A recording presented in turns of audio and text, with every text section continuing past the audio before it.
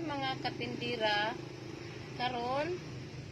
Ngayon magluto tayo ng ulam. Ang ulam namin ngayon ay mga gulay. Pampaganda. Oo, ito yun ang ulam namin ngayon. Mga gulay.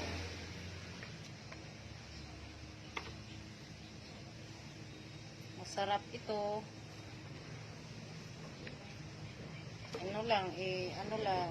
Isa lang sa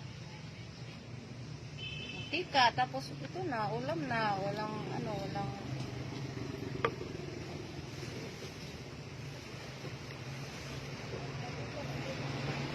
halo. Ito lang gagawin ko. Ihimayin ko muna para mamaya lutuin ko na.